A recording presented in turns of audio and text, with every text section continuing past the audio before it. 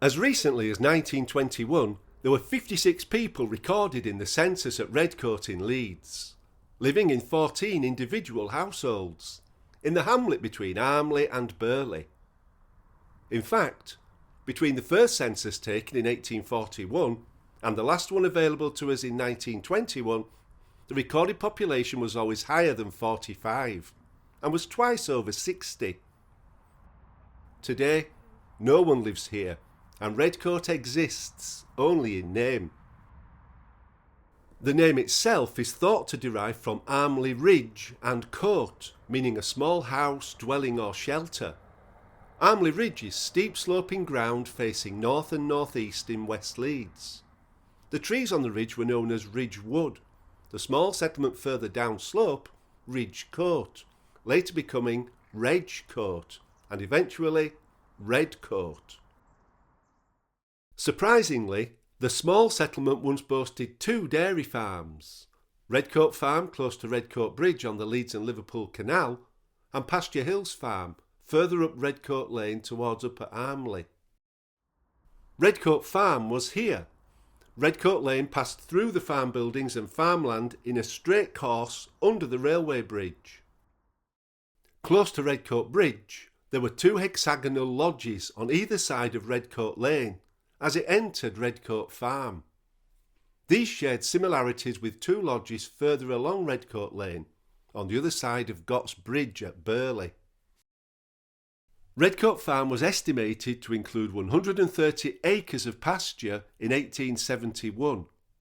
The censuses show it was owned or managed by a succession of tenants over the years, the most recent being Sanderson Brown in 1921. Extensive relandscaping has taken away any last remnants of the farm. By the 1960s, much of the site had become a refuse tip, before transformation to a large National Grid substation in the 1970s. At 66 acres, Pasture Hills Farm was half the size of Redcote Farm, run by families like the Tattersalls and the Browns. Redcote Lane is behind the farmhouse in this shot. Look closely and you can see the outline of Armley House in the background. In 1891, 52-year-old Ellis Brown was the farmer, and he was still there 10 years later in 1901. By 1911, 49-year-old John Brown had taken over, followed by his widow Emmeline Brown and her 2 sons, recorded in the 1921 census. The laying out of Armley Park at the turn of the 20th century removed valuable pasture land from Pasture Hills Farm. Prior to this, Armley Football Ground was located with Armley Cricket Ground in a field to the east. But whilst the cricket ground remained as the park was created, the football ground moved to another of the Pasture Hills Farm's fields, close to Stanningley Road, reducing the available land still further. Although the pavilion and stand have long since gone, the field continues to be used for sport today, and locally it is still known as Brown's Field. Following the eastern boundary of Brown's Field and on past Redcote to Redcote Lane is Lantern Lane. From the early 19th century, many people with homes in Armley walked to their employment in the mills of Burley via Lantern Lane. It got its name as it was very often dark on the winter mornings and evenings, and the workers had to carry lanterns to light their way. Lantern Lane is one of the few remaining features of Redcote.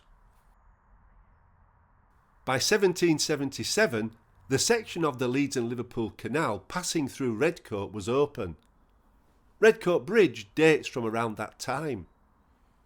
The second steel bridge here is from the early 1970s, when heavy equipment needed to be moved to the electricity substation, and Redcote Bridge was considered too weak to bear the weight. By the canal, on the opposite side of the bridge from Redcote Farm, once stood a cottage. This is what the property looked like. Behind it, Redcote Lane passes to the right, over Redcote Bridge to Redcote Farm.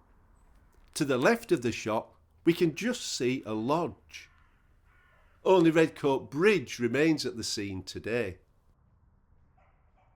The lodge at Redcote was part of an impressive entrance to the grounds of Armley House.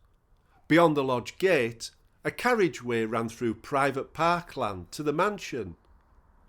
Extensive relandscaping in the early 1980s means the location of the lodge looks very different today.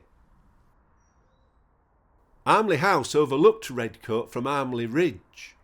The Grade 2 listed country house was originally built in 1781 for Leeds merchant Thomas Woolrich.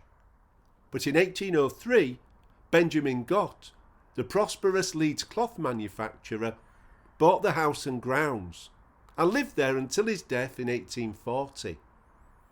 During his tenure, Gott consulted with famous landscape designer Humphrey Repton on improvements, and his proposals were partly executed.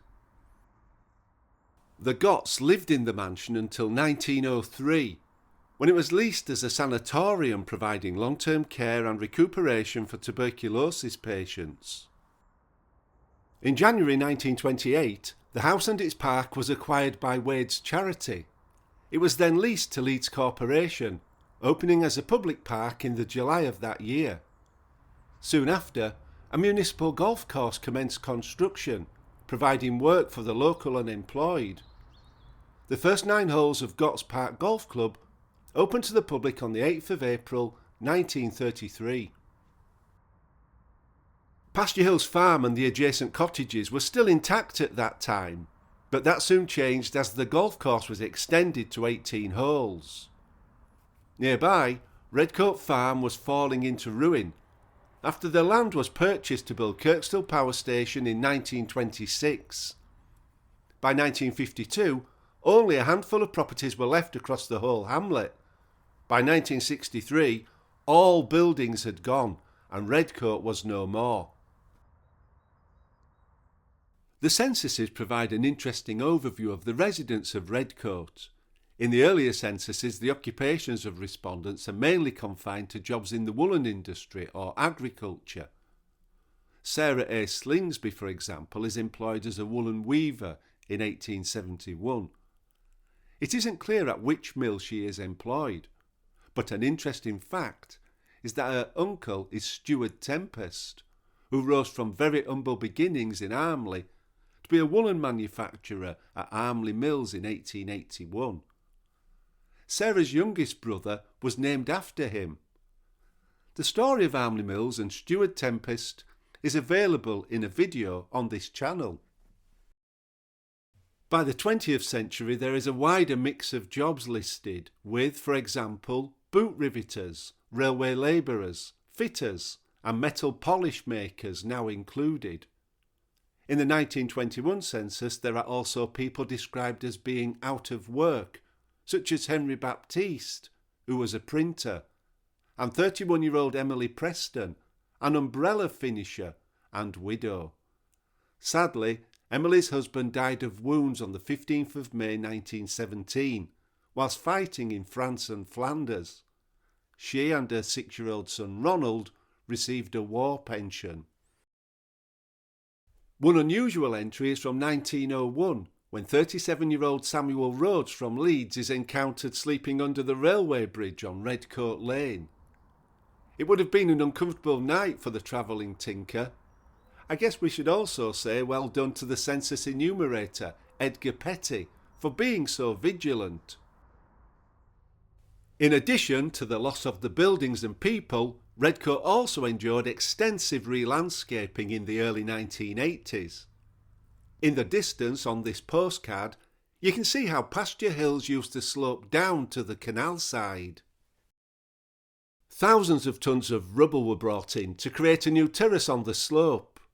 It is believed the rubble came from the demolition of St Barnabas Garth Flats in Holbeck, which seems possible given the amount of concrete and steel included in the crudely constructed alterations. Although partially covered with topsoil, it took many years before the landscape became more natural in appearance. And the view from the canal is now very different. It's the view of new people, living across from the slope at Aire Valley Marina, where the canal bay where the barges once brought coal to the power station has been put to new use. I wonder if these nearby residents are aware of the lost Leeds hamlet of Redcote. I do hope you have enjoyed this look into the history of Redcote. Please press like, subscribe and add your comments below. This is one of many Leeds local history videos on the Geography Juice channel. Thank you for watching.